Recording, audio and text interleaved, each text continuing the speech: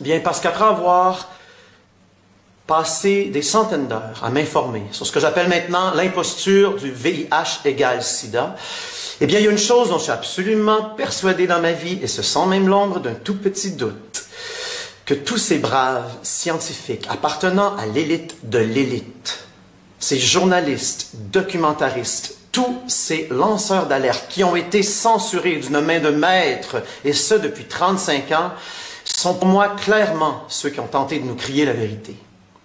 Qu'en 1981, la racine de ce qu'on a appelé GRID, et qui est devenu tout de suite SIDA, les 41 tout premiers cas d'homosexuels malades signalés au CDC, qui avaient complètement détruit leur système immunitaire, eh bien, l'avaient détruit par intoxication aux drogues et absolument pas par infection transmise sexuellement avec leur virus qui vient du singe, jamais isolé, avec lequel tu peux t'infecter mais mourir 20 ans plus tard. Montre-moi là mon VIH directement de mon sang au microscope électronique, pas l'artefact de laboratoire.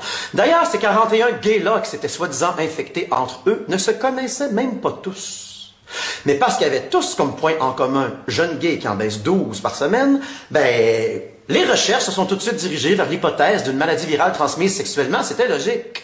Mais coup de théâtre, à la grande déception de l'empire politico-pharmaceutique, qui était donc heureux d'avoir enfin trouvé une nouvelle infection pour coller sur un plan de dépopulation de l'Afrique, et c'est pourquoi qu'on a menti sur l'origine du VIH en Afrique. Eh bien, coup de théâtre, il y avait un autre dénominateur commun qui unissait ces 41 immunodéprimés. Régent, c'était 41 gars de club complètement intoxiqués aux drogues qui s'étaient défoncés pendant des années dans les bars gays des grandes villes des États-Unis, exactement où les premiers cas de sida ont été signalés. New York, LA, San Francisco. Le toxique était au rendez-vous, cocaïne, héroïne, LSD dans ce temps-là, leur antibiotique pour leur gonorrhée, leur chlamydia, leur syphilis, qui avalait probablement avec un shooter d'alcool entre deux baises. Mais la première drogue en haut de leur liste,